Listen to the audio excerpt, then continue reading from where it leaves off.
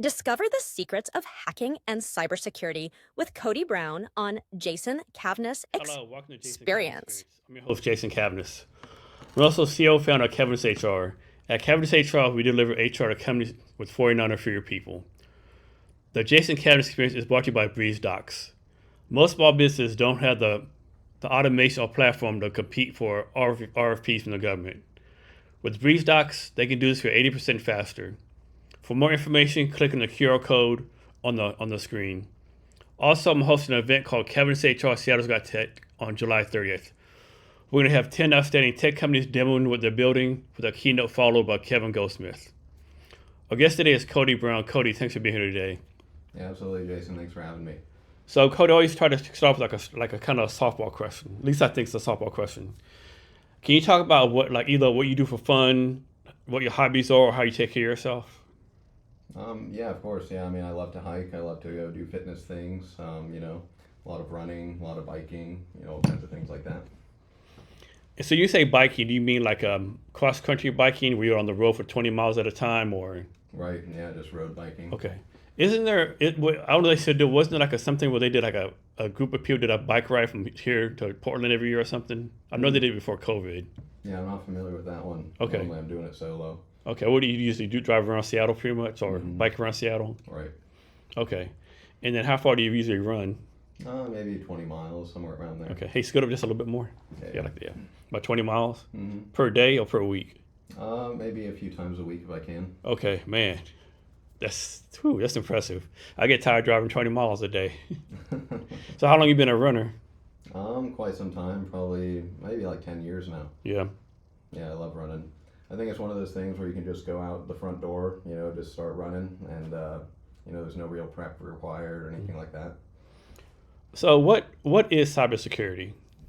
Well, cybersecurity really boils down to trying to protect your digital assets and your digital footprint from the attackers. There's a lot of people out there who are interested in your business and your data, in the things that you're doing. They want to steal your money. They want to steal your information, use it for bad purposes. And so cybersecurity is just the act of trying to protect that. And should everyone be worried about that from like an individual person on a computer to a company like Microsoft? Yeah, definitely. I mean, individuals are actually targeted quite a lot nowadays, a lot more than in the past, especially with cryptocurrency scams, romance scams, all sorts of different catfishing and sort of social engineering tactics that are out there nowadays. Businesses, of course, they have a lot more at stake typically, but individuals are targeted, at scale nowadays. It's sort of there's even automated systems that are targeting individuals. And those scammers like kind of like actually target individuals more because it's easy to get individual hacked and then they can use that individual computer to go after the company. Yeah, so I mean, most attacks nowadays, even attacks that affect businesses, start at the individual level. So there's a lot of social engineering that happens. They'll target maybe like the CTO of a company or maybe some worker at a company who has access to things. They'll find out personal information about the person, use that as as an entry point, and then leverage that person's access to gain access to the company. So how does like someone has no knowledge about cybersecurity, how do they even know they've been hacked, right? Is like sometimes the computer or Yeah, it's a good question. So it depends upon the sophistication level of the hacker. So if somebody's very sophisticated and they really know what they're doing, and they've hacked your computer, put some very advanced malware on your computer, it's very difficult to detect that. But if they're less sophisticated, maybe their methods are a little bit more sloppy, so it's easier to see like, hey, my computer's running slow. But a lot of times, whether or not you've been compromised is sort of apparent based on the what you're losing. So a lot of times, like people, they're like, hey, I don't really know what's going on, and then they send some money somewhere, and they may not even realize at that point that they've been scammed or hacked until later. Then they can't get their money back, and that's the point they realize. so let's suppose a company gets hacked. Is there a law saying they have to let everyone know they've been hacked? So if it's a publicly traded company, and there's certain laws and regulations that apply to certain companies, that are different based on the company type. That's always been my fear. Like a company gets hacked, they don't tell no one, right? Because they take the risk. Okay, if we tell everyone, we might lose. You have all this bad publicity, you lose all the money. If we don't tell anyone, then no one knows, right? That's always been my fear, right? That all these companies really doing the right thing and letting us know they've been hacked. Right. Yeah, I mean, I think that's the most ethical thing to do. Typically, if there's been a breach, especially if it affects customers, the most ethical thing to do for the company is to release that information, say, hey, you guys have been hacked, your information's been breached, and you've been affected. Now, if it only affects the company and it doesn't affect the customers, I think that's a bit more of a gray area.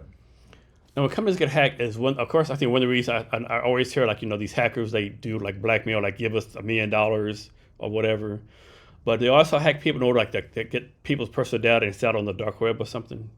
Right, exactly. So a lot of times it is blackmail, like you're saying. So maybe they'll get some compromising information on somebody, or maybe they'll catfish somebody, something like that, and they'll use that information or that access to extort somebody for direct money, or they'll ransomware somebody's data, for example, like they'll lock up everybody's files on their computer, and say, hey, if you want access to your files again, you're going to have to pay us.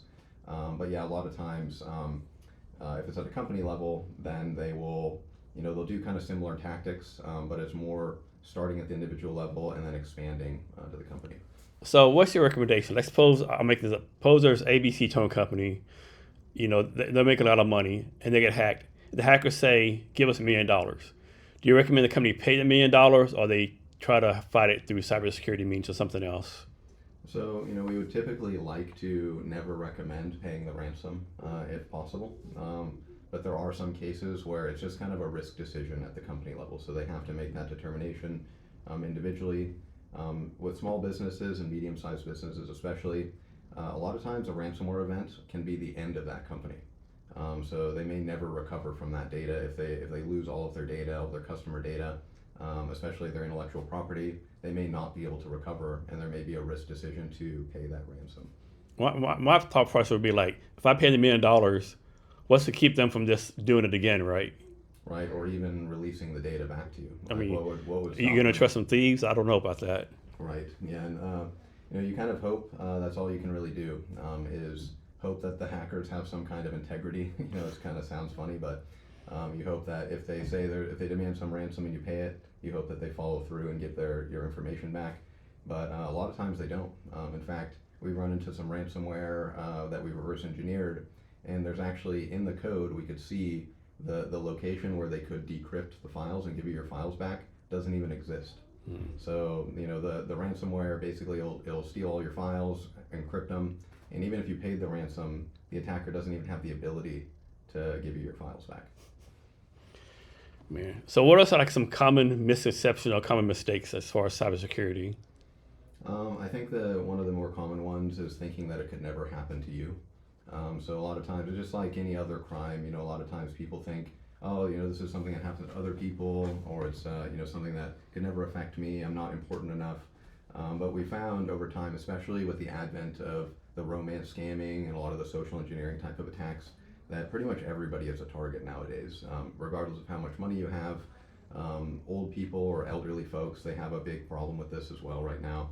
And yeah, there's pretty much nobody that's off limits. So what does it mean to hack something, right? Is it something like you just teach, like hackers just teach themselves how to do this? It's a computer class they learn, or like how does someone become a hacker and a good hacker?